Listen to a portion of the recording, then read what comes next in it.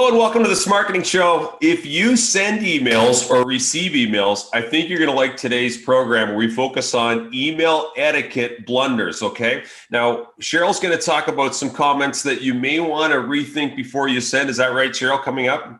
Yeah, I think what I'm going to say we've all been guilty of doing, and it's kind of a little bit something funny at the end that we'll talk about. Funny to say the least. In fact, I recognize myself in some of them. Hey, look, email is a tricky tool, and I would argue it's number one at Trump's social media, text, whatever it is you're using. It's the main train for business communication. If you look at basic communication as a whole, look, only 7%, if you look at this chart here, is the actual text we use versus tone and body language, which doesn't come through in an email. So I'll talk quickly to 3 classic mistakes I see salespeople make, and then we'll get into Cheryl's humorous comments. I know I've made myself many times. Okay, the first thing I would say in terms of etiquette is make sure you change the subject line. Look, you and I have been on email strings, Cheryl, where we're talking about maybe, a billing question that's now translated into a sales opportunity or a hiring opportunity, and yet the subject line is still from 2 weeks ago. So in terms of etiquette, update your email subject line frequently depending upon what's in the content of the email. The second thing I would say, and this is a classic one, something we work very hard at Sell to Win and Into, is when someone sends you an email, take the second or two to just say, thank you, I received your email. Because if you're like us, a lot of times you're hanging on the line going, okay, did they get that email? That was an important email. And then you got to follow up again. Did you get my email? So say you got it. The last thing I would say is be careful when you hit reply all, because so many emails, Cheryl, and I know you're in on a few, you don't need to be. We hit reply all because there's this mass group on an email, and maybe we just need to go back to 1 or 2 people. So those would be my 3 things.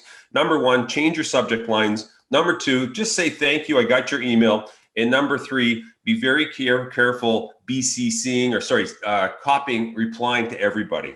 And I think all of these things are even more important now because we rely so much on email to communicate with people, and people get flooded with emails. I don't know about you, but sometimes I wake up and there's, over 70, 80 emails just since I logged off the day before. So there's a lot of volume. Keep it simple too. It's nice to say, how are you? How was your day? That's fantastic. And I think that's really good etiquette. But I also think like the shorter and more to the point that you can get, the better. It was actually, Cheryl, I had 4, but I only mentioned 3. My 4th one of etiquette blunders is serving up the wall of words. Look, I won't say who, but I signed up for a new program. I got an email that literally my mouse, I thought I was going to wear the tire off, getting to the bottom of it. I sent the guy an email back saying, look, just tell me what you want me to do and where you want me to go, literally like that. So remember, 3-line emails get read 30% more. So careful with the wall of words. Good point, Cheryl. Now let's get into some of the, go ahead. So sometimes, you feel stressed. You're trying to get a response from a client. Maybe you're trying to get a response from a friend, or maybe it's a prospect.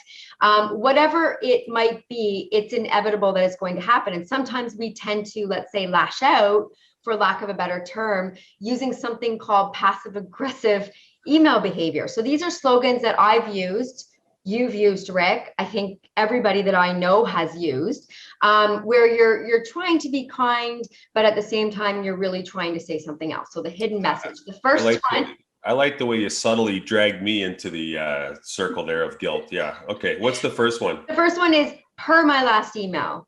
So per my last email actually translates to, we've already discussed this, read your emails properly. That's sort of what you're saying in a passive aggressive way. There are lots of different ways you could phrase that. You don't have to say per my last email. It could be, hey, not sure if you had a chance to look. I sent you an email last week. I understand you're really busy. That being said, could I get your attention to ABC as an alternative to per my last email? Second one is, going forward, I would prefer that you, meaning basically you messed up, don't do what you just did again. I don't have a better way to phrase that, because I think that's, I understand there's a tad of, passive aggressiveness in that. However, how else would you phrase it? Well, I was going to say, do you use copy and paste with your emails to me, or what? Like, going forward, Rick, I would prefer that you, and then the statement. Anyway, I think people get that one. It's basically saying, do it my way. For sure. Another is, reattach for your convenience or resending for your convenience, which basically means I'm not going to redo your work for you. So stop being lazy. Here it is again. Again, it could just probably be avoided saying altogether. I'm not sure that there's a more polite alternative to that. Please advise. Please advise is one of my favorites, and I use it all the time.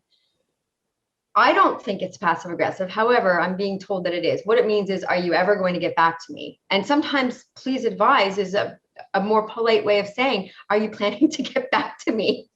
How else do you say that?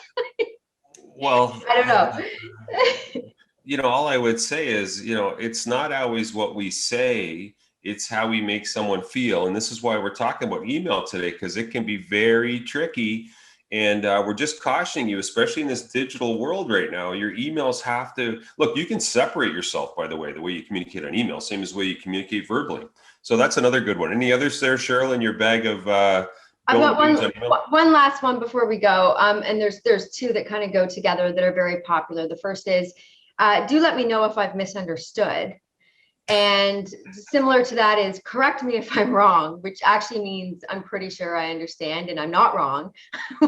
Stop backtracking, you're actually wrong. So yeah, I mean, they're funny. They make me laugh because when I found this article, I was actually talking to a friend about it. We went through them and just laughed hysterically because we could say that we are guilty of sending every single one.